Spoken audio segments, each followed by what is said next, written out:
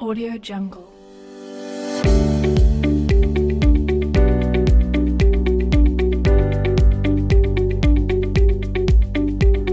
Audio Jungle. Audio Jungle.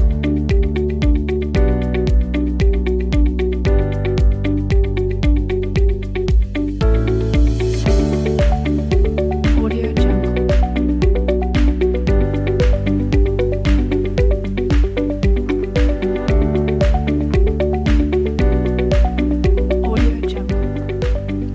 Sí, bueno, buenos días a todos, estimados colegas y amigos del Colegio Médico. Es un gusto para nosotros, en el marco de las competencias que nos manda la ley de creación del Colegio Médico, desarrollar tareas de formación continua médica y de desarrollo profesional médico continuo, apuntando también a los grandes temas de la salud pública de este país. Y sin duda alguna, este tema, la Estrategia Nacional Intersectorial para Prevenir el Embarazo de Adolescentes, es uno de los grandes temas de la salud pública de este país. Agradecemos especialmente a todos los colegas, en especial quería agradecer a la doctora Catalina Pinchac, integrante de este colegio, que ha colaborado en forma muy importante para desarrollar esta gestión, al profesor doctor Hugo Rodríguez Almada, a la doctora Lorelei Quintana, a la doctora, al doctor Carlos Zunino, a la doctora Lorelei García, por esta jornada, y la doctora Silvia Graña también. Ahí está, perfecto. Bueno, Catalina. Bueno, buenos días a todos. Para mí es un enorme placer tener a unos queridos colegas que trabajan mucho, que tienen muchas cosas para contarnos los avances. Nosotros desde la pediatría y la adolescencia consideramos que este tema es sumamente importante para todos nosotros y para todo el país. Poder mostrar datos que nos enaltezcan, que nos hagan sentir que estamos trabajando y mucho por los niños y adolescentes, problema que tiene muchas puntas y que es necesario trabajar desde diferentes lugares con diferentes expertise para sumar esfuerzos y ponerlos en práctica y después mostrar resultados, que eso es lo que nos gusta a todos, pero en el camino de hacer el trabajo de las estrategias a veces es difícil, son temas que tienen que ver con más allá de la pediatría, con la ética, con medicina legal, con la psicología, con el niño, con los derechos.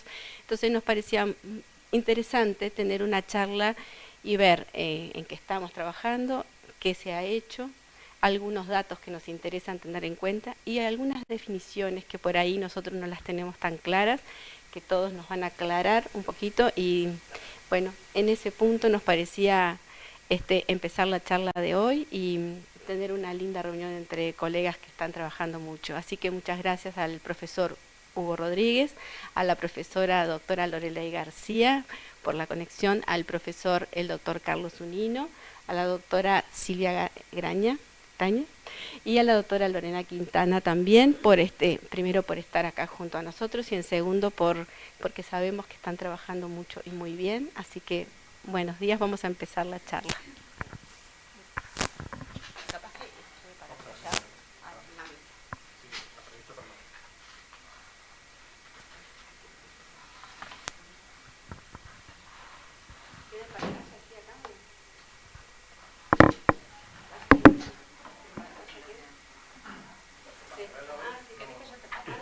¿Está acá la presentación está acá?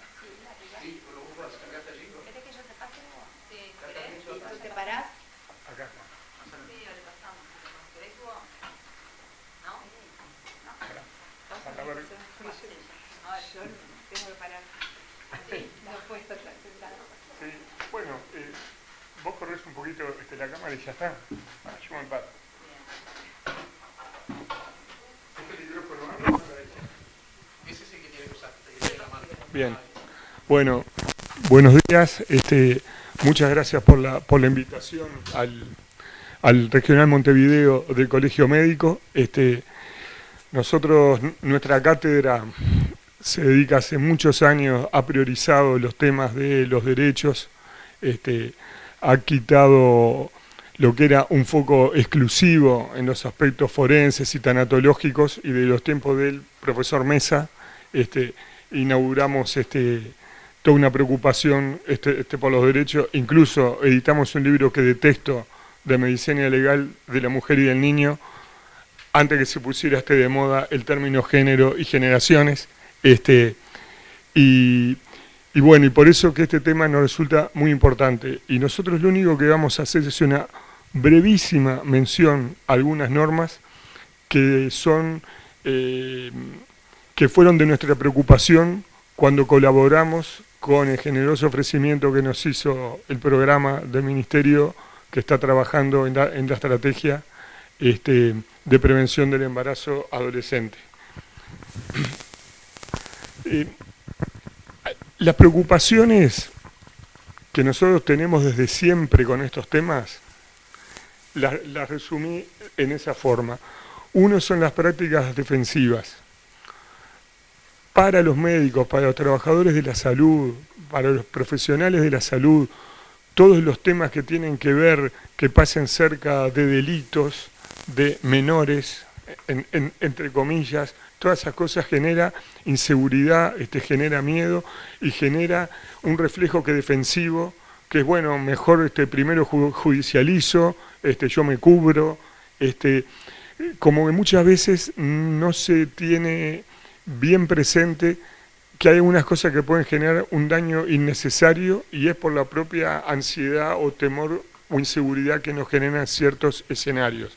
Entonces, nos parece que es muy importante que haya una normativa, que haya un mapa de ruta, que se conozcan cuáles son las normas que nos regulan para actuar, digamos, en un marco de seguridad médico-legal y que nos permita actuar asertivamente y en beneficio, en este caso, de las niñas y las adolescentes.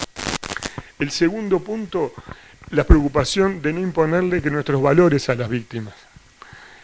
Todas estas cosas, como tiene que ver con la violencia sexual, la vulneración de niñas y adolescentes, los embarazos no deseados, que los embarazos en niñas y adolescentes generan indudablemente muchas emociones en el equipo de salud que tenemos que manejar adecuadamente y tenemos que cuidar, no vulnerar los derechos de los niños, proteger a las niñas, proteger a los adolescentes, pero no imponerles nuestros propios valores. Y el tercer punto es no vulnerar otros derechos de las niñas y los adolescentes, que muchas veces también lo hacemos fruto de esas prácticas defensivas, y muchas veces inspirados en muy buenas intenciones.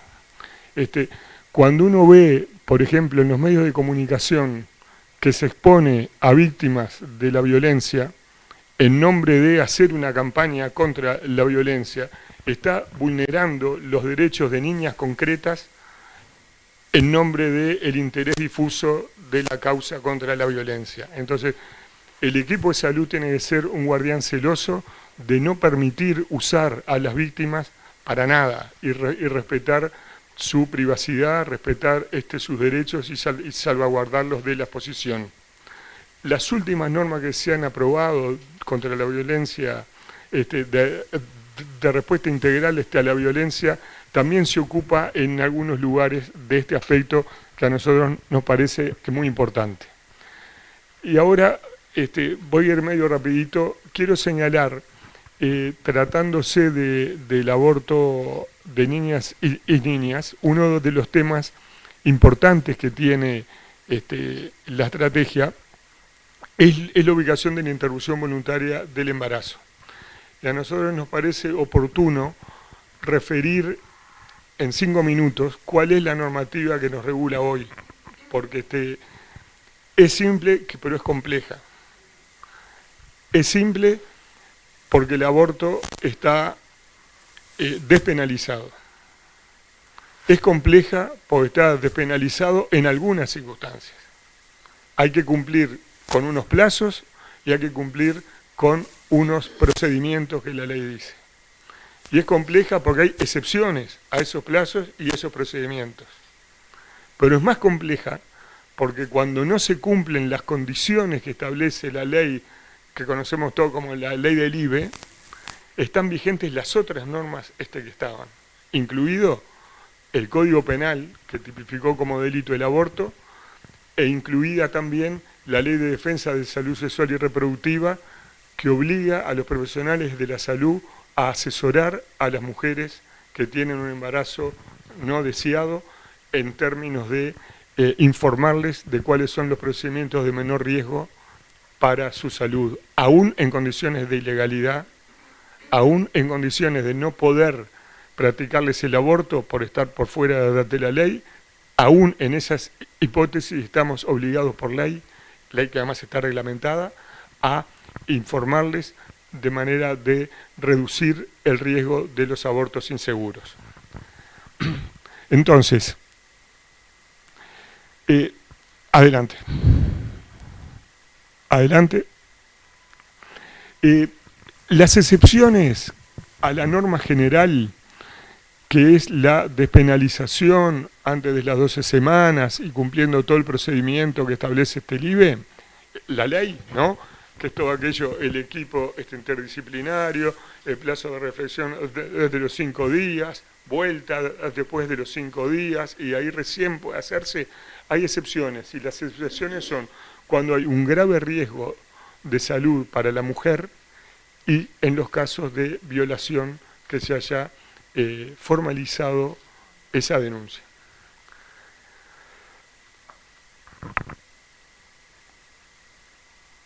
Fíjense, acá es textual, el texto legal dice que cuando la gravidez implique un grave riesgo de salud para la mujer.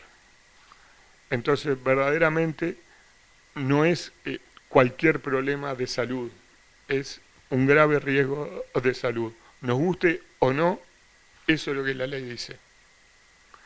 Y desde luego, y esto es muy importante en el caso de las niñas y las adolescentes, sobre todo inmaduras, el concepto salud desde luego incluye las dimensiones psicológica y social, y no es meramente la biológica orgánica. Y en el literal C, ustedes ven que habla de una violación acreditada con la constancia de denuncia judicial, o sea que de alguna manera lo único basta con la denuncia para estar en las condiciones de que establece la ley y que exonera de el procedimiento y que incluye hasta las 14 semanas, o sea, amplía el plazo, mientras que para el grave riesgo de salud no hay plazo. Aunque por supuesto hay plazos, porque el aborto que no se puede hacer a las 38 semanas, porque no sería un aborto, pero sí dentro de lo posible.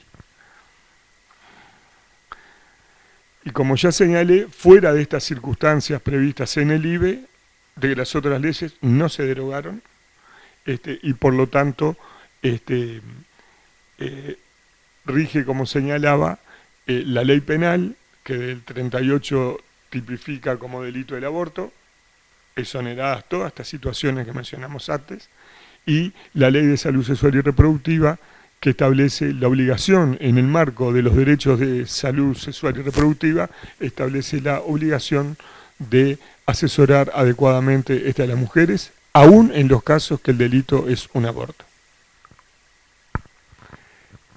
Y después quería mencionar un titular, porque el doctor Carlos Zunino, de que se va a referir con un poco más en profundidad, es importante ver, porque este es un mapa de ruta para niñas y adolescentes, cuál es la situación legal en este sentido.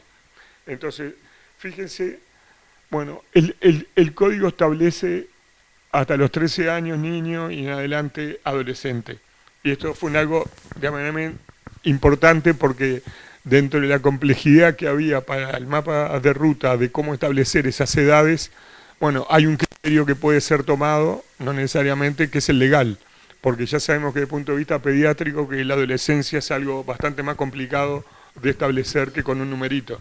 Pero bueno, acá tenemos un numerito que nos posibilita por lo menos establecer dos grandes escenarios, el de la niñez y el de la adolescencia. Y a su vez el de la adolescencia, que va a tener dos escenarios, el adolescente maduro y el adolescente inmaduro. El maduro, que tiene exactamente igual los derechos que las personas adultas, y el inmaduro, que no es tan así, pero que tampoco es un cero. Lejos de eso.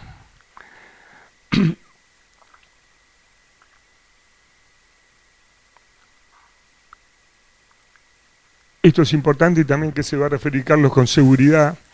La interpretación de todo el código de la niñez y la adolescencia deberá hacerse en base al interés superior del niño, que es el reconocimiento y respeto de los derechos a su calidad de persona. O sea, no se puede invocar el interés superior del niño para menoscabarlos. Igualmente que la patria potestad, que no se puede ejercer para privar de los derechos a los niños, tampoco puede invocarse el interés superior para hacer cosas que son contra sus derechos. Y esto tiene un poco que ver con lo que hablábamos antes, de no imponer que nuestros valores y nuestras creencias a otras personas, como son también los niños y los adolescentes. La próxima. Esto es de la imagen, yo lo quería resaltar, porque es una de las cosas que personalmente, acá que no vinimos a hablar de cosas personales, pero es de las cosas que personalmente más me indigna, que la utilización de niñas en esto. Siguiente. Y esto, que es muy importante, que es que la Ley de Salud Sexual y Reproductiva modificó el Código de la Niñez y la Adolescencia y le agregó un articulito, que por eso es 11 bis, porque había que meterlo entre el 11 y el 12.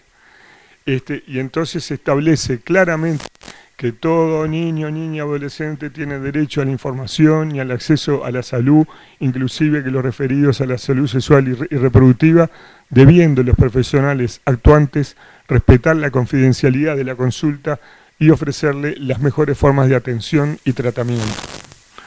O sea, esto que supera todo aquello que la gente de mi generación vivió tantos años, que de repente que llamaba a una emergencia móvil un niño y le preguntaban, ¿y hay algún adulto? No, estoy solo, pero tengo una puntada que de lado, que venga un adulto y después llamo otra vez, ¿no? Todo eso de que se terminó, y a los niños cuando están enfermos hay que asistirlos. Y además pueden ir a la consulta solos, y no le tienen, si tienen relaciones sexuales y si necesitan anticonceptivos, y si no necesitamos a la madre y al padre presentes en la consulta si no lo desean. Sí, en el caso que los niños y los docentes quieran, un adulto referente para apoyarlos, no para sustituir su voluntad, y que precisamente la ley establece, no menciona los padres, porque precisamente en situaciones de derechos vulnerados, muchas veces son los padres los vulneradores, y sería absurdo que fueran ellos quienes tutelaran esos derechos que se vulneraron. Pasamos. Voy a lo último, que es, dale otra vez, porque yo ya me pasé mucho. Entonces, simplemente acá, para los que somos médicos, nosotros tenemos esa ley, la 19.286, que es el Código de Ética Médica, que nos obliga. Que no son solo preceptos deontológicos a los que podemos adherir desde el punto de vista moral, es una obligación legal. Nos guste el código o no nos guste. Hay muchas partes que no me gustan mucho, pero es el código que hay, ¿no? Entonces, yo quiero recordar esto, que establece que los médicos no podemos utilizar el ejercicio profesional para manipular axiológicamente a las personas desde el punto de vista de los valores, ¿no? Que tenemos que respetar el derecho del paciente a guardar el secreto sobre aquellos datos que le pertenecen, y que tenemos... Y esto es una cuestión que no es una cuestión deontológica abstracta. La confidencialidad es absolutamente central para la asistencia, para la salud, porque aquellas situaciones de salud que las niñas y los adolescentes no pueden compartir con sus padres, las somete a discriminación o a estigmatización, no podrían ser captadas por el sistema de salud que si no es en el ámbito de la confidencialidad. O sea que la garantía de confidencialidad es una herramienta para permitir captar esas situaciones de riesgo y manejarlas en un ámbito que debería dar soluciones y ser amigable para las niñas y los adolescentes. Que por eso es que es tan importante, no solo desde el punto de vista, reitero, deontológico, sino desde un punto de vista absolutamente pragmático. Eso facilita que las niñas y las adolescentes consulten en el sistema de salud, digan qué les pasa y puedan expresar sus valores y sus intenciones y sus decisiones. A ver, esto es todo lo mismo, hay varios artículos que refieren a la confidencialidad y que las excepciones que establecen son contadas. Es una ley absolutamente, una regla de oro para la medicina de vieja tradición, además la confidencialidad. La próxima. Bueno, esto es lo que yo quería compartir, simplemente como una introducción desde el punto de vista médico-legal, y reiterar la satisfacción de nuestra cátedra de poder colaborar con el Ministerio de Salud y con todas las organizaciones que han trabajado y siguen trabajando en este tema. Muchas gracias.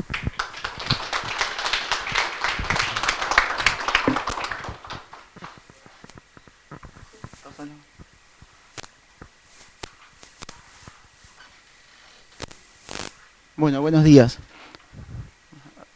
Ahí está. Buenos días. Bueno, en primer lugar, muchas gracias por la invitación.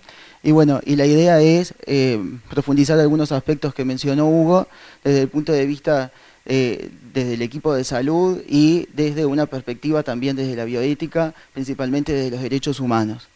Entonces, hay algo que es bien importante a destacar, es que estas situaciones en realidad, las adolescentes y las niñas y las adolescentes en realidad tienen que poder ejercer todos los derechos en la asistencia a la salud que cualquier otro niños, niñas o adolescentes tienen garantizados. Entonces me parece que es bien importante en esta introducción que hizo Hugo justamente la mención a muchos derechos que están garantizados, que han sido reconocidos y que nosotros como equipo de salud debemos garantizar y que las niñas y las adolescentes en estos casos también tienen que ejercer, ¿sí? Por ejemplo, el hecho de poder consultar sin un adulto, el hecho de mantener la confidencialidad, el de poder tomar decisiones de acuerdo a su madurez, principalmente el de ser escuchados, ¿no? Entonces, son derechos que en todas las situaciones tienen que considerarse. Y desde los programas, tanto de las políticas públicas como desde la asistencia particular, se ha hecho mucho hincapié en respetar estos derechos y tratar de que los y las adolescentes lo conozcan y que puedan ejercerlos.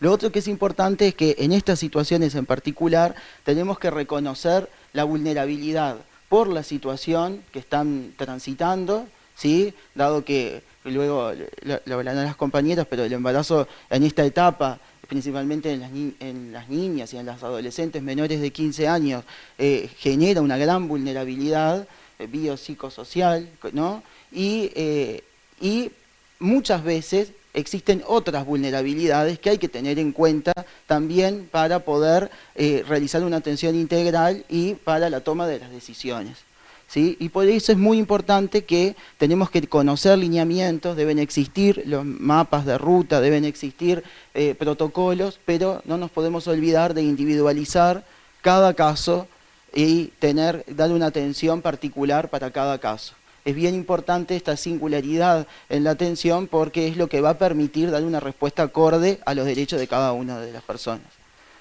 Entonces, en realidad hace 30 años, ¿no?, que la Convención de los Derechos sobre los Derechos del Niño, que la Convención cuando hace referencia a niño incluye a todos los niños, niñas y adolescentes menores de 18 años, ¿sí? que es de donde surge el código de la niñez y de la adolescencia que Hugo trajo como la legislación nacional, ya desde 1989 se establecen cuáles son esos derechos y se trata de dar un nuevo paradigma, es decir, tratar de reconocer a los niños, a las niñas y a los adolescentes como sujetos de derecho. Entonces se plantean no solo una lista de derechos, sino también cuestiones que hacen que se considere a la persona como aquella que puede dar opiniones, que va a estar involucrada en los procesos de su vida, inclusive obviamente los procesos de salud o enfermedad. Lo que sí, en esta convención, una de las brújulas que tiene es el concepto de interés superior del niño. El interés superior del niño, como Hugo lo definió y está en el código definido, en realidad es lograr la garantía de esta malla de protección, de esta malla de derechos, de todos sus derechos. ¿Cuál es el problema? En estos casos en particular tenemos que tratar de evitar que el respeto o la búsqueda del interés superior de la niña o del adolescente esté a favor de un paternalismo excesivo frente a la toma de las decisiones. Entonces, buscando el interés superior de la niña o del adolescente, no permitir que esta adolescente pueda ser escuchada, ser oída atentamente y poder ayudarla a que tome sus decisiones. Entonces, es fundamental reconocer el derecho a ser escuchada y tomada en cuenta con las consideraciones que vamos a realizar ahora. Entonces, en estas situaciones tan complejas, las tomas de decisiones también son complejas. Son complejas para las niñas, para los adolescentes, para los adultos, para todos. Es complejo poder tomar muchas decisiones sobre nuestras vidas, sobre nuestra salud. Entonces, en este caso en particular, las tomas de decisiones realmente requieren de un apoyo particular y el equipo de salud tiene que acompañar esos procesos. Son procesos que muchas veces se tienen que dar en forma rápida. Entonces, o relativamente rápidas comparado con otras decisiones que uno toma en la vida.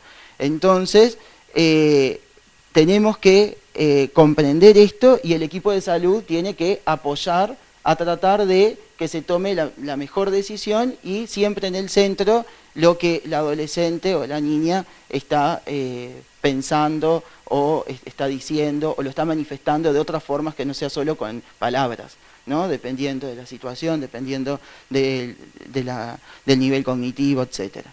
Entonces, para que una persona pueda realizar una decisión en forma autónoma, ¿sí? y pueda dar su consentimiento, y este consentimiento sea válido para cualquier intervención o para cualquier procedimiento, ¿sí? Se tienen que cumplir 3 condiciones.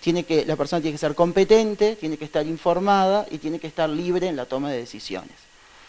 En estos casos, evidentemente, las 3 cuestiones pueden estar con algunas alteraciones o con algunos problemas y tenemos que el equipo de salud tratar de identificar cuáles son esos problemas.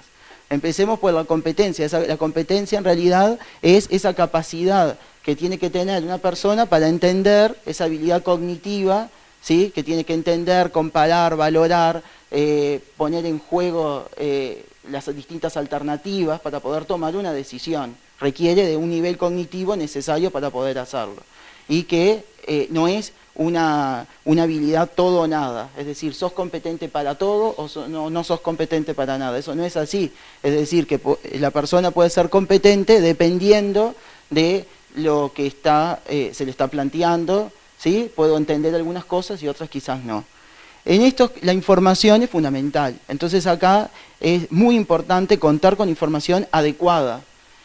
Tanto en este caso, por ejemplo, de las decisiones que tendrán que tomar para la interrupción voluntaria del embarazo o la información necesaria para continuar con el embarazo, ¿qué implica eso? Entonces tenemos que dar una información completa, pero también acorde a la situación. Entonces no es lo mismo una situación provocada por un abuso sexual que otra situación en que eso no está mediado. Y ahí es también muy importante la cuestión de la libertad para tomar la decisión. Tenemos que lograr reconocer estas cuestiones de poder, ¿sí?, que pueden estar existiendo. Por ejemplo, en los casos, sabemos que en las niñas son producto del abuso sexual, por lo tanto, y que generalmente es por alguien de la familia o por esta cuestión intrafamiliar, hace que el poder para tomar las del adulto puede estar condicionando la libertad de la niña o del adolescente en tomar la decisión.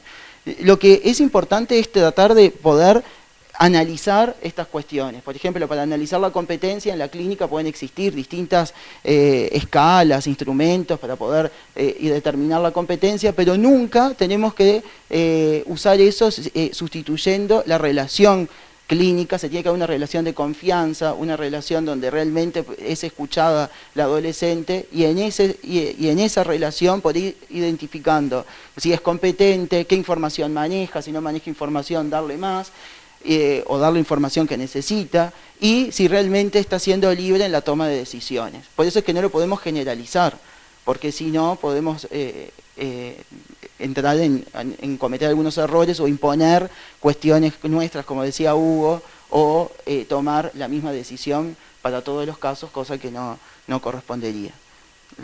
Entonces, como en ese cuadro muestra, estas tomas de decisiones no solo importa la madurez y la competencia que tiene, sino también la gravedad, tanto de la situación como de la toma de decisiones que el adolescente va a realizar, y la valoración del contexto, ¿sí? Entonces, el contexto, la situación en la que está viviendo, es fundamental conocerla para poder entender cómo esta adolescente o esta niña está manifestando los deseos de de cómo seguir con esta situación. ¿Sí? La siguiente. Entonces, esto ya lo mencionó Hugo, pero en realidad yo marqué el otro pedacito del artículo, que es importante porque en el Código de la Niñez aparece esta cuestión de la autonomía progresiva, es decir, de respetar la autonomía.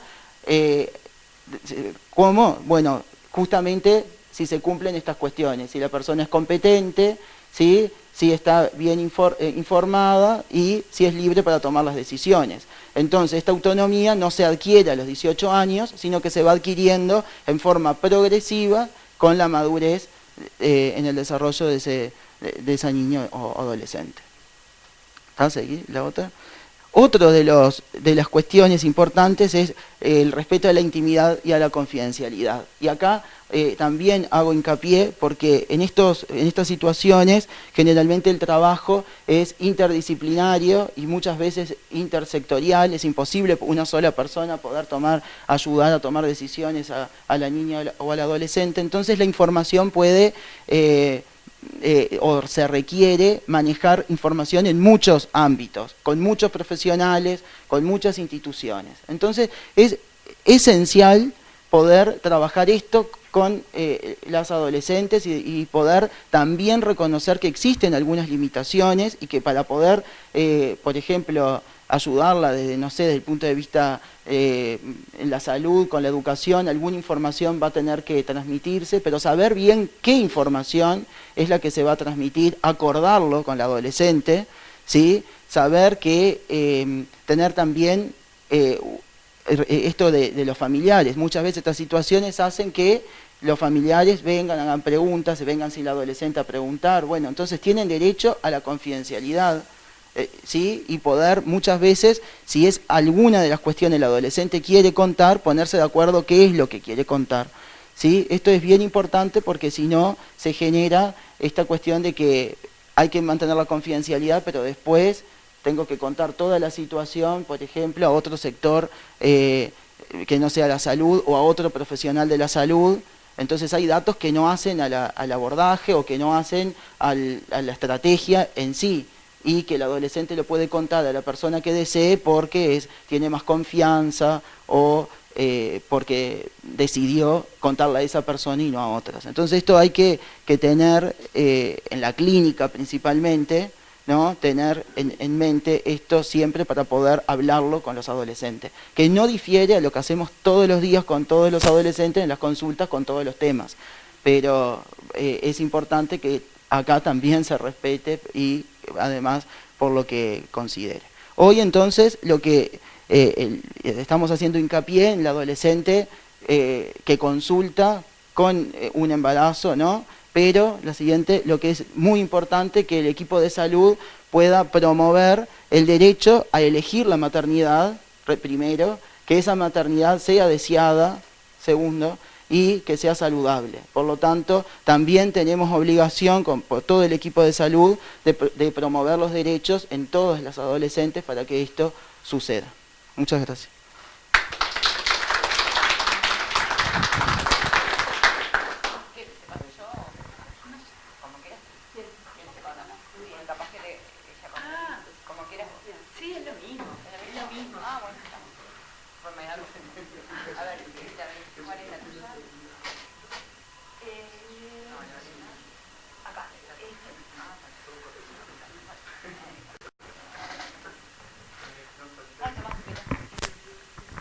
Bueno, buen día a todos y todas y muchas gracias a la organización de este evento por invitarnos, porque es una forma de difundir lo que estamos haciendo. Muchos de ustedes ya conocen lo que estamos haciendo porque han participado en diferentes instancias y algunos hasta consultados, ¿verdad? En realidad nosotros, de la presentación de los dos compañeros que hemos tenido el gusto de trabajar en el mapa de ruta de menores, surge como la cuestión de que nos parece, porque el mapa de ruta todavía está a punto de salir, no nos parece y no lo trajimos hoy, porque bueno, todavía no fue presentado. Llevó un año el mapa de ruta en menores de 15, ¿verdad?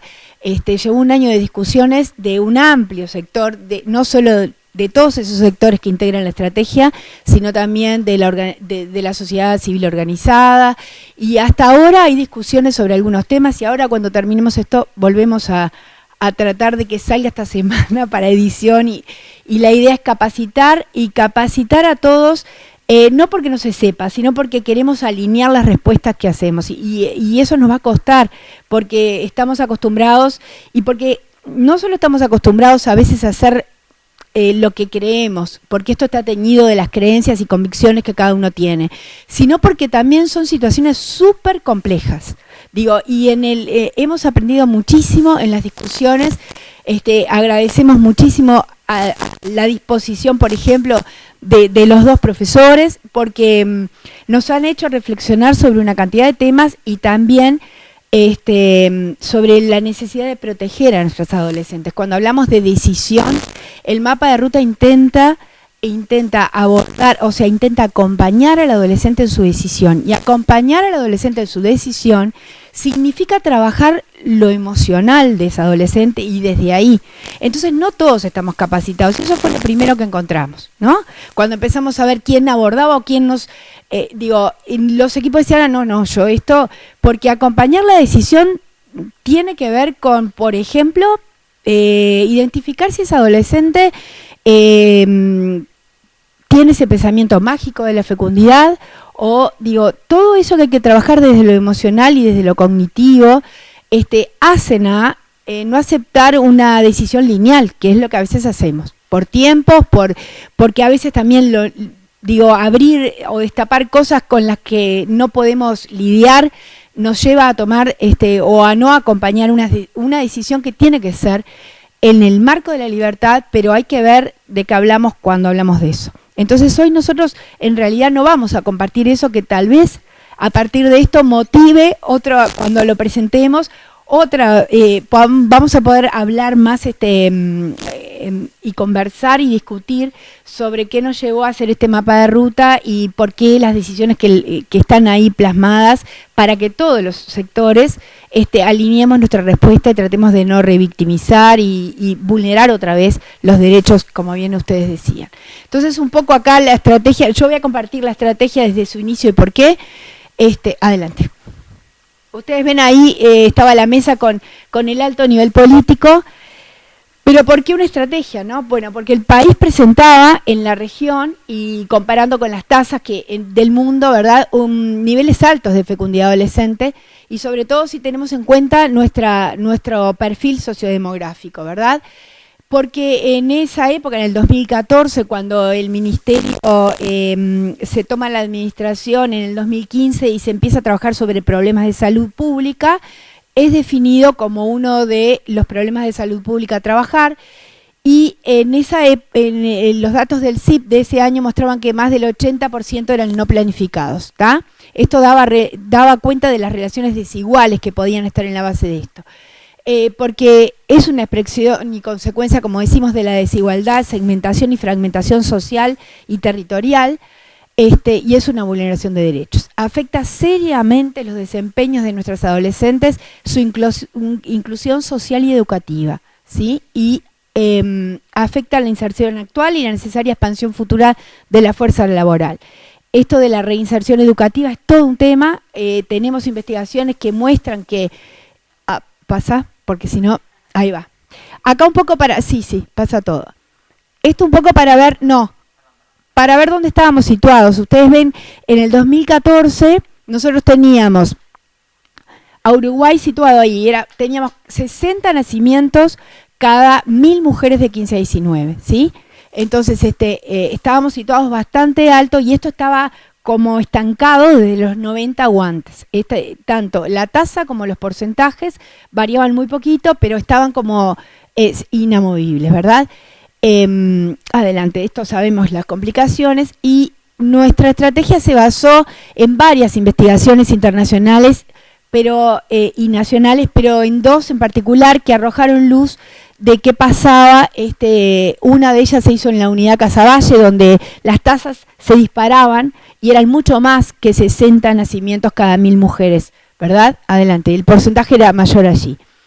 Y estas investigaciones, que ustedes las tienen colgadas en la página del Ministerio y de la universidad, muestran algunas cosas que me importa compartir. La maternidad adolescente se da en los sectores más pobres y con más necesidades básicas insatisfechas. 1 de cada 5 adolescentes con 2 necesidades básicas insatisfechas, fíjense, eran madres. 22,4% eran madres.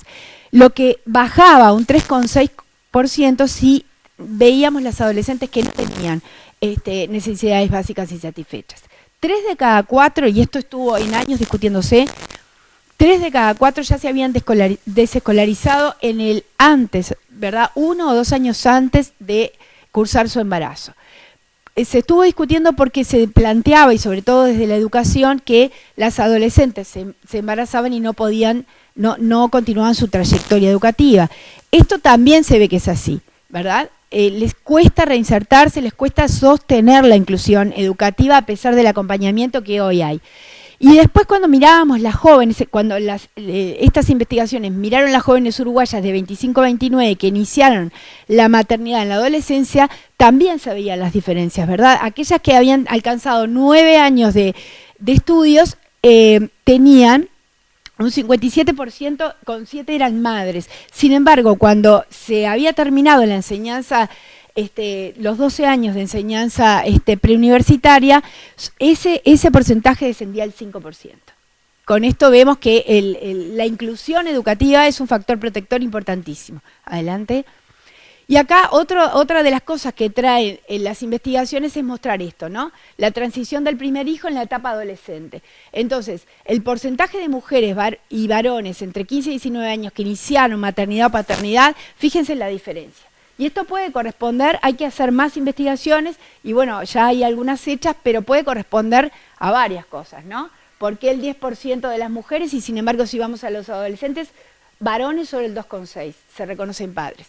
Y bueno, esto tiene que ver a veces con la diferencia de edad de quiénes son los progenitores de esa fecundidad adolescente, y por otro lado, que a veces no saben ni que son padres, ¿verdad? Los varones, no se enteran de que lo son, por diferentes motivos. Y eso también, algunas investigaciones muestran que las adolescentes prefieren no decirle por los contextos, porque o son traficantes, o entonces prefieren que no se entere ese varón que fue padre de...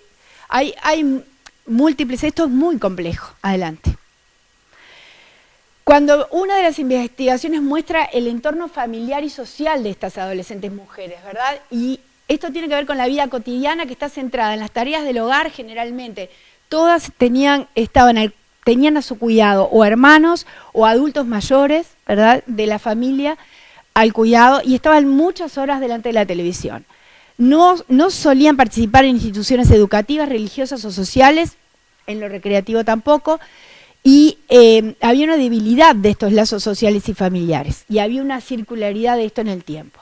La maternidad marca un distanciamiento de los vínculos sociales y los lugares de circulación de ese adolescente. Le impone un pasaje, o se impone socialmente un pasaje a la responsabilidad como madre. Deja de ser adolescente, no se espera que las actividades propias de un adolescente sean asumidas porque ya es madre. Entonces como que se le asigna un rol de adulto. Y para las que son madres, las redes sociales, y esto fue algo, ustedes saben que para los adolescentes las redes sociales, ellos viven así, ¿no? Nosotros decimos, vamos a marcar los servicios de adolescentes en el piso, porque generalmente están conectados todo el día. Las redes sociales son una forma, digo, de vínculo importantísimo en esta época. Imagínense lo que significa para estas chiquilinas, que dicen que el Facebook, sí, que es una de las redes que más utilizan, más que el Instagram, en este contexto social, son percibidas como una fuente de conflicto con sus parejas, como una fuente de conflicto por la pérdida del tiempo, porque se le asignan otras tareas, entonces están como doblemente recluidas. Adelante. Lo que me faltó decir es que sufren una doble reclusión, que no estaba ahí, o si lo puse no lo leí, pero la cuestión es que hay una reclusión en el territorio y en su hogar, ¿sí? O sea, no saben circular si no es en su barrio, y pasan todo el día recluidas mirando la tele, como veíamos ahí. Todo esto abonó la idea de que teníamos que trabajar con fuerza y desde dar una respuesta multidimensional, como dice ahí, ¿sí? No se pensaba que solo desde lo sanitario pudiésemos hacer nada y nadie lo creía, por lo tanto se comenzó desde el inicio a tratar de hacer un documento que sostuviera todo lo conceptual, con un marco que tuviera la normativa que es rica y, digo, vigente, la normativa legal nuestra, y con un enfoque de género, derechos y diversidad, y viendo la adolescencia como una etapa, ¿verdad? Eso era fundamental, una etapa de construcción de la identidad y de construcción social también para la inclusión de ese adolescente. Adelante. Bueno, entonces un poco acá está la estructura de ese documento que da el marco para las acciones de la estrategia. Adelante. El objetivo general entonces que nos propusimos fue disminuir la incidencia del embarazo no intencional en adolescentes y sus determinantes, garantizando la promoción, o sea, trabajar en los determinantes para garantizar la promoción y el ejercicio de sus derechos. La única forma que encontramos en ese momento, cuando la doctora Cristina Lustemer empujó con fuerza desde su rol de viceministra esto, fue ordenarlo así, porque uno lo mira y dice, bueno, esto no tiene un marco lógico. No. Lo ordenamos como pudimos porque fue bien difícil, lo sigue siendo, trabajar intersectorialmente. Entonces, en realidad, cuando vemos los componentes, tienen que ver con las poblaciones a las que dirigimos nuestras acciones, ¿sí? Y el cuarto es en el componente que nosotros más avanzamos, porque tiene que ver con la implementación de la política pública. Entonces vinimos haciendo como al revés, ¿no? Dimos vuelta al árbol y trabajamos todo lo de abajo y bueno, dale, les pongo un ejemplo, no, me quiero apurar porque no me dan los 10 minutos. No, les pongo un ejemplo de, por ejemplo, el componente 1, esas tres poblaciones eran todos los adolescentes, varones y mujeres, que no habían transitado por la experiencia de un embarazo. El 2, y acá pusimos algunos de los ejemplos de las acciones, ¿verdad? Entonces, el objetivo principal, ustedes ven ahí cuáles son los objetivos. No importa. Ya ahí más o menos lo tienen. Digo, son algunas de las acciones. Ustedes tienen todos los documentos colgados. Pásame la otra. Una de las principales fue esta de llegar directamente a los adolescentes por las redes. Y esto tiene que ver también con este espacio de consultas que todavía hoy lo mantenemos y que tiene una interactividad con ellos desde la privacidad y confidencialidad de lo que consultan, pero dando respuesta a una cantidad de cuestiones que tienen que ver con derechos. Preguntan mucho sobre la interrupción voluntaria, sobre los temores que tienen las chicas, sobre los dolores, a qué se van a enfrentar, o sea, como que probablemente esto tiene que ver con lo difícil de una consulta, ¿no? Y por más que uno se quede contento dando la información, tal vez esa información no es incorporada, digo, y por eso el acompañamiento de las adolescentes es fundamental acá, porque necesitan otros tiempos para una cantidad de cosas. Veíamos que pasaba que se van a las páginas porno buscando cosas que les provocan ansiedad y angustia, como puede ser el tamaño de un pene en el varón, ¿no? Cuando está en pleno desarrollo. Eso empiezan a buscar y terminan siempre en páginas porno. Entonces esta página tiene una doble, nos parece que es un recurso muy importante para ellos, porque tiene esto del chat por privado, pero aparte tiene información que se cuelga. Adelante. Esta es como el mensaje de la campaña, que lo hicimos con ellos. Más o menos participaron 80 adolescentes de diferentes medios, y bueno, la idea es esto, ¿no? Y va justamente para todos los adolescentes y no para aquella población que son las que están cursando un embarazo como madres o padres. Adelante. Este es el organigrama que nos dimos como para poder desplegar todas las acciones, y tiene que ver con una mesa coordinadora que la integramos y la lideramos desde salud, pero es intersectorial. Y la integran 2 representantes de todos esos logos que ustedes vieron abajo. Está en continuo, o sea, está rápidamente en comunicación con las autoridades por si hay que reorientar o cambiar o hay necesidades. Y después tuvimos que hacer 3 mesas. Una que tiene que ver con los territorios, que es la que están, ahora en las acciones van a ver lo que se hizo en 2017 y 2018, y tiene que ver con estar en contacto y referencia y contrarreferencia con las mesas departamentales. Una mesa del sistema de información, porque vimos que cada sector tiene una cantidad de datos para su sector, pero así como vimos las políticas muy fragmentadas en los territorios, con cada sector cumpliendo con sus mandatos institucionales, también vimos que no nos llega o no nos aporta la estrategia alguna información que necesitaríamos como para asegurar y acompañar que a esa adolescente le lleguen todas las prestaciones que estamos tratando de que le lleguen, ¿no? En esa se está trabajando ahora y se está diseñando una arquitectura a partir de los datos de cada institución. Y la mesa de comunicaciones, que es la encargada de hacer la encargada de hacer todo lo que es la campaña comunicacional, que está entrando ahora en la segunda etapa y que va a ir dirigido el mensaje a las menores de 15, acompañando el mapa de ruta y todo esto. Entonces acá están un poco las acciones que se hicieron, y en 2017 y 2018 se fue a todos los territorios, en 2 jornadas, en algunos de un día, en otros de 2. Empezamos por los que tenían mayores tasas, y en realidad tuvimos 2 objetivos ahí. Poder compartir la conceptualidad de nuestra estrategia, poder compartir con todos el intersector, eran reuniones de 70 personas más o menos, en donde estaban representados todos los sectores, y tratar de alinear lo que estábamos haciendo. Y el segundo objetivo era justamente dejar una mesa conformada con gente que se responsabilizara de ver cómo las acciones propuestas desde la centralidad se llevaban a cabo en territorio, y a su vez recoger los emergentes o las cuestiones que identificar los problemas.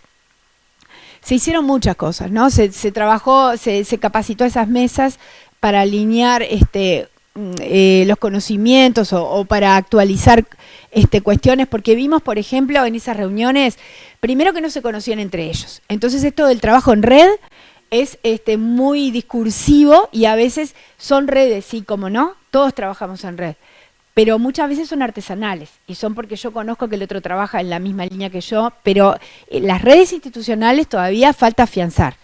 Entonces, otra de las cosas que nosotros hicimos desde la centralidad con respecto a salud es esto de trabajar el post-evento.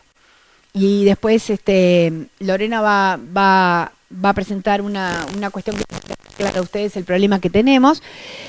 Y en el post-evento obstétrico no se oferta de manera regular y generalizada, digamos, la anticoncepción.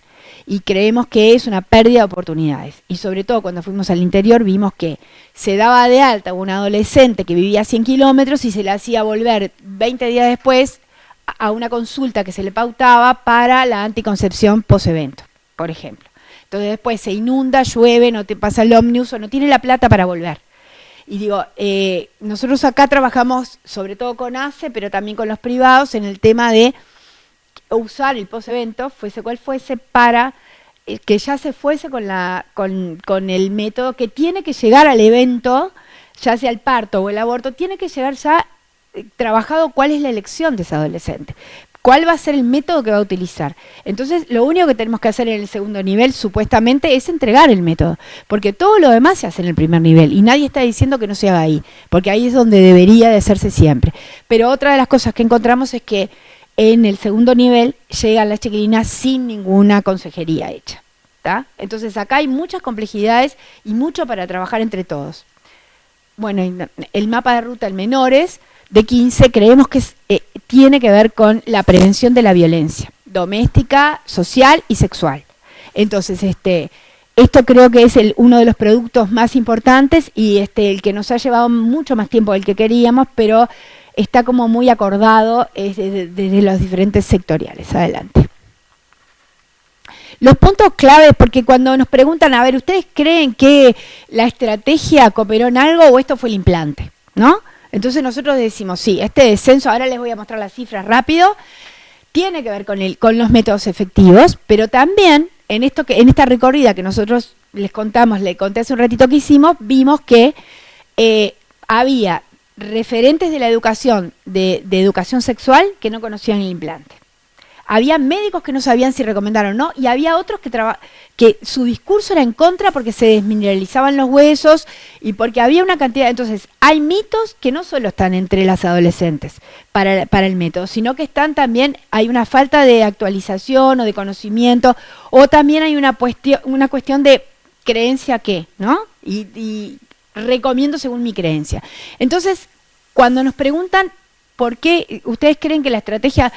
Y bueno, somos bastante humildes en decir que contribuimos, porque creemos que la reducción que ahora les voy a mostrar tiene que ver con políticas que se vienen implementando en el país desde hace años. Entonces, como que todo se contribuye a que esto hubiese pasado. Pero nosotros pensamos que la identificación del embarazo en la adolescencia como un problema de salud pública y social, eso no estaba puesto así, no estaba puesto en la agenda pública como un problema. Y todavía hasta el día de hoy nos encontramos con gente que dice, ¿para quién es un problema? ¿No? ¿Para quién es un problema un embarazo en el adolescente? Todavía hay gente que duda y trabaja desde otro lugar. La campaña de comunicación llegando a ellos directamente, creemos que es importante y sigue siéndolo. El enfoque de derechos y género con la inclusión del varón y la corresponsabilidad. Acá todavía nos queda muchísimo por hacer y muchísimo por conocer que oriente lo que hacemos. Pero por lo menos lo pusimos también, ¿no? La promoción de los métodos, el doble método por un lado, pero también somos conscientes de que el doble método lamentablemente no es una práctica habitual de nuestras adolescentes, mujeres sobre todo, a veces porque no tienen elección y otras veces porque ponen en el tema confianza en el otro, el cuidado personal, ¿no? Bueno, y en eso también trabajamos. Pero los métodos que deberían de ser de larga duración, que son los que han demostrado ser efectivos, es lo que trabajamos en esta campaña con fuerza, ¿no? Los métodos de larga duración como método efectivo en la adolescencia, porque los anticonceptivos orales en el uso habitual no son efectivos en la adolescencia. Ya está, ¿no? Mejora la accesibilidad.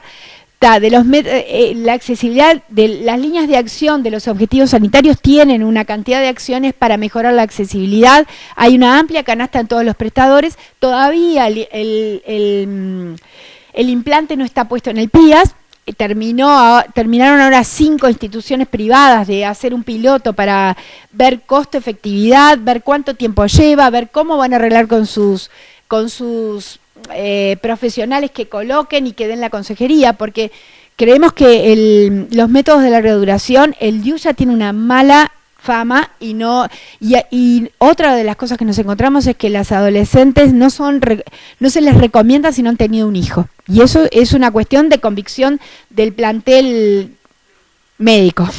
No es una recomendación, pero hay muchos médicos que lo colocan, digo, y en adolescentes que no han sido madres, sin ningún problema. Pero bueno, el ideario, el imaginario del colectivo no es ese. Entonces, no queremos que suceda lo mismo con el implante subdérmico y necesitamos ver qué pasa y cómo se incorpora en lo privado, con los tiempos para una consejería, porque no podemos decirle, ponete el implante, ¿ya está? Sí, dale. En Artigas, estábamos con el tema en Artigas, algo en relación al implante, nos decían que las chiquilinas no querían el implante porque como chipean a las vacas, ellas creían que ellas también las estaban chipeando al conocer el implante. Es más, le decían el chip no, porque si no mis padres van a saber dónde ando, como chipean a las vacas, algo para que respiren. Claro, sí. Está lo cultural, y aparte, digo, nos lleva tiempo, pero hay que hacer la consejería bien hecha, sino esto es un poco las dimensiones que nosotros aspiramos llegar con la estrategia. Por eso nos proponemos, ven que ahí la educación es fundamental, y no solo la educación sexual que debería de impartirse, y debería empezar en la familia y no empieza, ¿no? Yo creo que esto tiene que ver también, porque es otra de las cosas que identificamos con las competencias que tenemos. Tal vez tengamos los conocimientos, pero muchos no se sienten con las competencias para poder brindarla, y ahí hay que trabajar. La anticoncepción efectiva y accesible, los servicios de salud integrales, accesibles a los adolescentes y resolutivos, ¿verdad? La identificación temprana de la violencia, y para esto creemos que una herramienta fundamental va a ser el mapa de ruta, las oportunidades laborales apropiadas a la edad y a las capacidades de estas adolescentes y varones y mujeres, porque otra de las cosas que vimos es que los varones que sí se hacen cargo, porque yo no puse una cantidad de investigaciones de cosas que muestra la investigación, pero muestra que los varones, para ellos es un problema ser padres, para ellos en estos medios que estamos viendo donde la fecundidad adolescente es mayor, para ellos es un problema, no se hacen cargo de sus hijos, pero hay un porcentaje que sí se hace cargo y se ven empujados por este mandato social de proveedor a trabajos informales, a desescolarizarse. Entonces acá hay que tener como una amplia mirada y una oferta también, ¿no? Y bueno, ni hablemos de las ofertas recreativas y culturales que hacen a la vida de los adolescentes y no tenemos. Adelante. Entonces un poco los datos ahora para mostrarles. Esto forma parte de la campaña, cómo se hizo con ellos, y las diferentes dinámicas. Nosotros tenemos hasta para el plan Ceibal, tenemos como para que los docentes trabajen en el tema, porque otra de las cosas que pasó fue que el tema se colocó en diferentes lugares donde se imparte la educación sexual, que no estaba puesto como tema, ni como problema. Adelante. Esto es un poco la comparación de lo que ha pasado desde el 2014 al 2018, y le puse un asterisco ahí porque siempre nos piden de estadísticas vitales que pongamos cifras preliminares porque se vuelven a cotejar, ¿tá? Puede llegar a haber algún cambio. ¿El qué? Sí, ahí tenemos, ustedes ven que son de 10 a 14 y de 15 a 19. Teníamos un 1,3, ¿será? 1,3. En el 2014 empezamos en las menores de 15 con una tasa del 1,3. Igual estas tasas siempre decimos lo mismo, hay que considerar que son muy poquitos casos, que no podemos, que un caso cambia pila las tasas, pero bueno, por algo tenemos que tener algún faro, ¿no? Y esto nos va ayudando. Entonces, es la forma de compararnos aparte a nivel mundial. Entonces, 58,1 era 58 con un nacimientos cada 1000 mujeres de 15 a 19 y 1,3 de 10 a 14. Cuando nos vamos acá, al 2018, fíjense que superamos ampliamente la meta propuesta por los objetivos sanitarios de la reducción del embarazo en la adolescencia. Y tenemos un 0,6 en las de 10 a 14, 0,6 en las de 10 a 14 y un 35,8 nacimientos cada 1000 mujeres de 19. Pero pásame un poquito para atrás. No, porque yo quería mostrar una cosa. Estas cifras hay que tener en cuenta que son promediales. Y si ustedes miran algunos departamentos, que son los que fuimos, los 6 primeros que fuimos cuando empezamos a trabajar en el 2016, volvemos a ver, ¿no? miren lo que pasa en Artigas, ahí está. Miren, no, igual ustedes ven todos. Digo, pero hay diferencias, o sea, y en estas diferencias, o sea, nuestro propósito ahora es focalizar políticas que tienen que ser focales. Tenemos que seguir con todo lo que es lo universal, pero acá hay que focalizar porque hay cosas que atender. Adelante. Si ustedes ven el número de nacimientos según los grupos de edad de todas las mujeres de las uruguayas, vemos que descendió toda la fecundidad en Uruguay, ¿no? Salvo,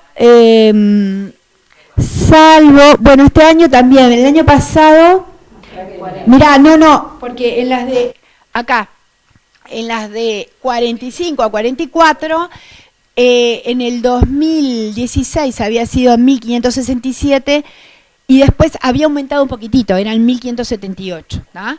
Pero ahora como que descendió también. Digo, esto tiene que ver un poco con la postergación de la fecundidad en las mujeres uruguayas por diferentes motivos que ustedes, las mujeres, sabemos cuáles son.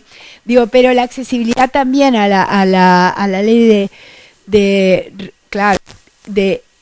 permite que eso haya pasado. Pero ustedes miren ahí que el peso que tiene la disminución de la fecundidad adolescente, si bien toda disminuyó, el 30% más o menos en los diferentes años, todos los años 30% del peso tiene que ver, corresponde a la adolescencia, ¿sí? De 15 a 19, adelante. Y cuando nos decían, bueno, esto tiene que ver con las interrupciones voluntarias del embarazo, ¿no? Ahí también tenemos, desde que se empezó la ley, desde el 2013 hasta el 2018, digo, las tendencias. Y vemos que, pásale la otra flechita, vemos que si bien aumentaron, ¿no? De 10.711 casos, el incremento fue 881, en las adolescentes, tanto menores de 15 como entre 15 y 19, bajaron, ¿sí? Descendieron, ahí va, exacto. ¿Sí? Y en estos últimos años, de 16, 17 y 18, desciende la interrupción voluntaria del embarazo. O sea que contribuye, pero no es la causa, como dijeron algunos. Sobre todo en el resto, porque me olvidé, omití decir que esto es una estrategia regional. El único país que ha logrado este descenso es Uruguay, en la región. Los demás vienen haciendo diferentes acciones, pero siguen con sus cifras o han aumentado sus tasas y porcentajes. Entonces se logró, como yo decía, el objetivo de disminuirlo. Sin embargo, el gran desafío sigue siendo esto, ¿no? La protección y restitución de los derechos de nuestros adolescentes. Y los datos estadísticos, si bien muestran los logros que vamos teniendo, no reflejan y no miden la desigualdad y la inequidad con la que viven nuestras adolescentes, mujeres y varones. Entonces, creo que es el verdadero problema y nosotros en esta etapa estamos como, no digamos rediseñando, pero vamos a dejar otro documento para el gobierno que venga que tiene que ver con esto, ¿no? Con el compromiso de restituir todo esto que nos falta hacer y que hay que focalizar. Así que bueno, gracias.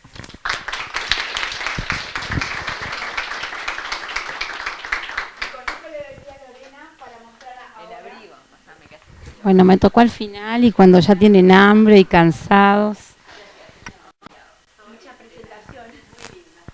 Prometo ser breve, que ya estarán todos con hambre y cansados de tantas presentaciones. Soy Lorena Quintana, soy médico de familia, estoy en el programa Adolescencia. El programa Adolescencia es el que lidera, en el Ministerio de Salud, el que lidera esta estrategia de prevención de embarazo en adolescentes. Y cuando hablamos con Silvia el otro día, a ver cómo hacíamos, cómo nos dividíamos, qué podía hacer cada una, para venir hoy dije, yo me voy a encargar de esto, de la reiteración de embarazos en adolescentes. Porque si bien venimos festejando que viene en descenso el embarazo en adolescentes, no tenemos el mismo festejo en la reiteración de embarazo en adolescentes. O sea, es aquella adolescente que está cursando un embarazo, pero que tiene un embarazo, por lo menos un embarazo anterior. La reiteración de embarazos en adolescentes es importante. Tener el primer hijo durante la adolescencia, eso es un estudio del UNFPA, es de alto riesgo para tener un segundo al poco tiempo. Se dan los sectores más pobres y con más necesidades básicas insatisfechas, como se da el embarazo en adolescentes. Y la reincidencia es considerablemente mayor a las usuarias del sector público. Y esta es una cifra que realmente es una brecha importante. Un adolescente del sector público tiene 50% más posibilidades de tener un segundo hijo durante esta etapa de la vida que la de un sector privado. Siguiente. La estrategia tiene un componente que era una línea de acción que es asegurar la calidad de la atención de las adolescentes durante el embarazo y el nacimiento, y una de las líneas de acción de esta es promocionar la anticoncepción post-evento obstétrico como práctica en todas las maternidades del país. Cuando estuvimos recorriendo el país, este era un tema que nosotros vinábamos a ver qué estaba pasando en ese departamento o en ese territorio, qué está pasando con la anticoncepción post-evento obstétrico, y ahí nos encontramos una heterogeneidad de acciones. ACE, a su vez, hizo su protocolo de atención integral del embarazo en la adolescencia y de prevención del embarazo, donde una de sus líneas de acción también era asegurar la anticoncepción post-evento obstétrico. Una cosa importante, las adolescentes que cursan su segundo o su tercer embarazo estuvieron seguros en relación con un equipo de salud, seguro, en el embarazo anterior, en el control del niño anterior, en el evento obstétrico anterior. No nos pasa lo mismo con el primer embarazo, que sí podemos decir que la acción es mucho más multifactorial, está la educación, está, ¿no?, lo social y demás, pero en esta la salud tiene un importante error, Siguiente. Si nosotros miramos los nacimientos del total país, esto es datos preliminares 2018, 4.558 de 15 a 19, acá quiero aclarar algo, nosotros llamamos embarazo en adolescentes cuando se analizan cifras de 15 a 19, por más de la definición que hoy hablaron de adolescencia, y se llama maternidad precoz a los embarazos en menores de 15. Le digo porque van a ver que dice embarazo adolescente y siempre las cifras es de 15 a 19. En ACE, de este total, 3.000 embarazos, en otros públicos 307 y en los privados 1.243. Siguiente. Pásalo como 2 o 3 veces porque... sí. Nacimientos. En ACE Interior y en ACE Montevideo hay una diferencia mayor en ACE Interior. Si tomamos las cifras estas de ACE 2018, sí, no importa pasar. Y acá viene el tema de la reincidencia. Y acá pusimos un cuadro donde comparamos 2014 con 2017. Total de ACE, del porcentaje de reincidencia, esto es del total de aquellas que estaban cursando un embarazo, cuántos ya tenían un embarazo anterior. Sí, apretá que sí, marca solo. El total es era un 28% en el 2014. Esto, si miramos ahora el total de ACE en el 2017, es de un 26,6%. Pero los datos actuales preliminares del 2018 es de un 25%. O sea, el total de ACE viene en descenso en su reincidencia de embarazo. De todas maneras, es 1 de cada 4 que están cursando un embarazo que tienen un embarazo anterior. Acá hay una importante diferencia. Si miramos ACE Montevideo, era la que tenía cifras más altas en el 2014 con un 29,7%, y si miramos lo que está pasando 2017, 25,3%, fue donde hubo el descenso más pronunciado. Evidentemente que las acciones fueron mucho mayores probablemente en Montevideo, porque miren lo que pasa en el interior, no desciende, todo lo contrario, el porcentaje de reincidencia aumenta. Y se mantiene en el 2018 en los datos preliminares. Sin embargo, el de ACE Montevideo desciende aún más a 23,3 en el 2018. Siguiente. Sí, estaba todo para que vos fueras marcando mientras yo, pero no importa. Cuando miramos, pasá 2 más nomás, que ahí está. Cuando miramos el país, y esto como nosotros podemos analizar qué pasa en cada departamento, esto es un ejemplo que ahí puse Rivera, que no se me enoje la gente de Rivera, del total de embarazos, del total de 180 que hubieron embarazos en el 2014, 46 tenían gestas previas, eso hacía de un 25,6% de reincidencia. No solo aumenta el número absoluto, porque pasa de 180 a 199 en el 2017, sino que aumenta además el porcentaje de reincidencia. Y aquellos que están allá son los departamentos del interior donde aumenta, no se mantiene estable como el resto del interior, sino que aumenta la reincidencia de estos embarazos. Siguiente. Esto para que nos quede claro lo que está pasando. Total de ACE viene en descenso, evidentemente a expensas de lo que es el descenso en ACE Montevideo, con un estacionamiento de las cifras del interior del país. Siguiente. Y todos me preguntan, ¿y qué pasó con los privados? Bueno, acá están los privados, también aumentar. Los privados también aumentaron. Obviamente que hay una heterogeneidad de prestadores privados. Estuve totalmente tentada de traer las cifras, pero no se puede mostrar. Pero lamentablemente estamos teniendo una acción que lo que es desde la salud, que estamos teniendo una falla en esto de poder generar la prevención de la reincidencia de embarazo. Y por último, porque cuando uno dice reincidencia, uno piensa tiene un embarazo anterior, ¿no? 15, 19, tiene un anterior, y ahora sí anda marcando de alguno que decir. Con ningún embarazo, 4.049, con un embarazo anterior, 1.098, con 2 embarazos anteriores, 174, 36 que tenían entre 15 y 19, que tenían ya 3 embarazos anteriores, estaban viniendo por su cuarto, 6 que tenían cuarto y había una que estaba cursando desde el final, su 6º embarazo y teníamos entre 15 y 19 años. Me encanta mostrarlo porque uno siempre tiene la idea que debe ser uno solo, pero no. Esta es otra realidad, que estábamos muy contentas festejando el descenso de las cifras del embarazo en adolescente, pero evidentemente que tenemos que esforzarnos un poco más en otras acciones que ayuden a disminuir lo que es la reincidencia del embarazo, y con eso termino. Gracias. Agrego que por esto también necesitamos un sistema de datos para la estrategia, porque hace a focalizar las acciones. Porque nos preguntamos, ¿no? Esta chica que está cursando su 6º embarazo, ¿le llega a alguno de los planes que tienen? ¿Está escolarizada, no lo está? ¿Está viviendo una situación de explotación sexual? Digo, no sabemos hoy. Entonces digo, necesitamos trabajar sobre los casos, cuidando, como bien dijeron ellos, todo lo que tiene que ver con estos datos y la información que recibimos, pero trabajar que sirvan para que aporten a las acciones. Así que bueno, ahora sí.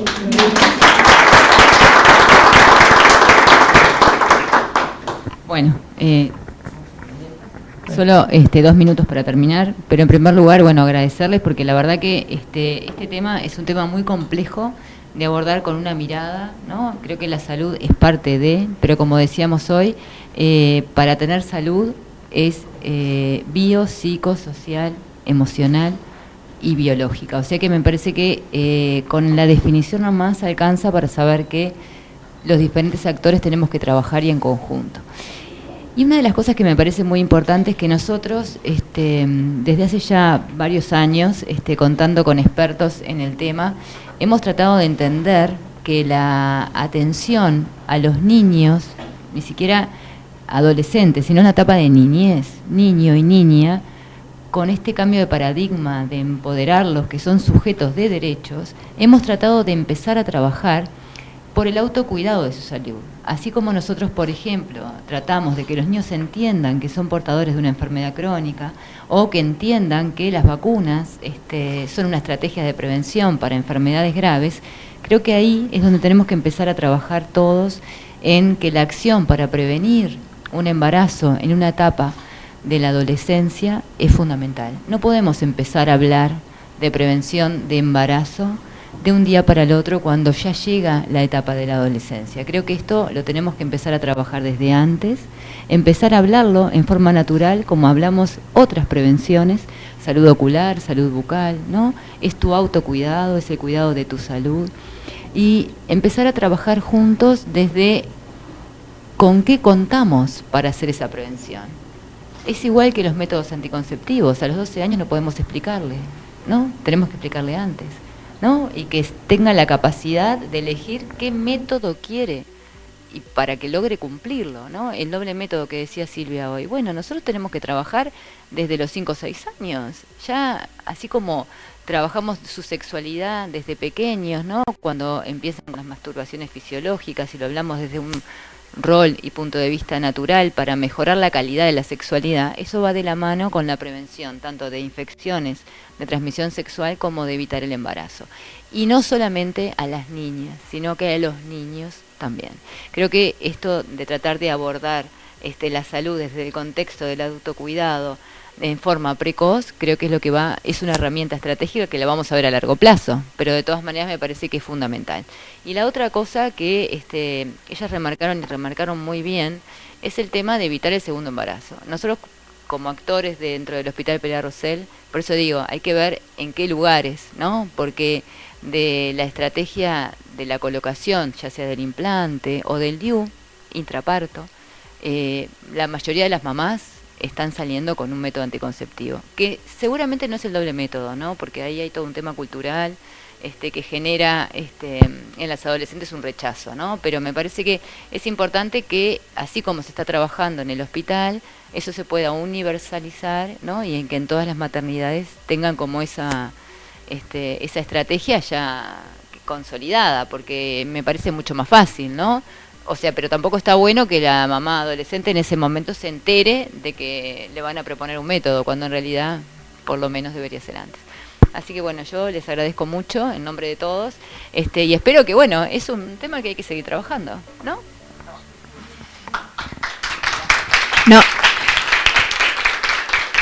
En realidad a mí me parece que esto debe ser el puntapié para trabajar en el mapa de ruta de menores. Creo que hay mucho para trabajar, desde lo emocional, desde todo esto que decimos y que nosotros aprendimos en este año. Hay un grupo dentro del grupo de trabajo que está la doctora Susana Grunbaum, está Alejandra López, hay psicólogos de INJU, ¿verdad, Josefina? Hay un grupo que trabajó sobre una herramienta para la entrevista con las adolescentes. Este es un diferencial porque hay mapas de ruta. Argentina acaba de sacar su mapa de ruta de menores. Yo creo que es un diferencial importantísimo porque es una herramienta que si podemos aprenderla, yo no me siento con las destrezas como para las competencias pero tal vez podamos ponerla en práctica. Y creo que es justamente en el acompañamiento o para la continuación del embarazo y lo que viene, ¿no? O para la toma de decisión, es el acompañamiento en la toma de decisión y en lo posterior. Entonces, me parece que eso va a estar bueno colectivizarlo, va a estar bueno discutirlo. El profesor, igual que Carlos, fueron muy, muy críticos y nos hicieron reflexionar y creemos que después de un año vamos a sacar un producto y el diferencial es esto. Entonces creo que también desde la salud mental, cuando hablábamos, como él decía, de salud, la consideración de la salud mental en la salud toda de esta adolescente no estaba puesto. Siempre los médicos no está puesto en el componente de la atención de nada, diría yo, que soy médica y atiendo todavía. Nos cuesta incorporar todo eso que tiene que ver con lo emocional y con la complejidad de las situaciones, ¿no? Entonces me parece que en este tema hay que bañarse de conocimiento, de destrezas y de competencias para en realidad acompañar la decisión. Así que bueno, muchas gracias por escucharnos y bueno, tal vez nos inviten de nuevo con el mapa de ruta de menores.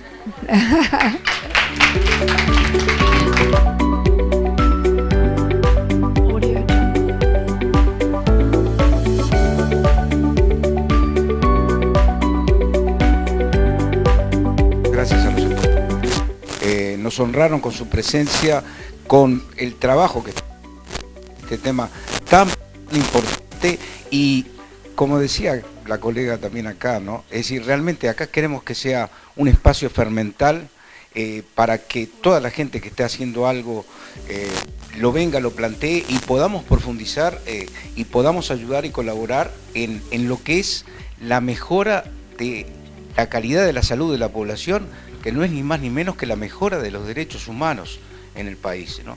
Así que las puertas están abiertas.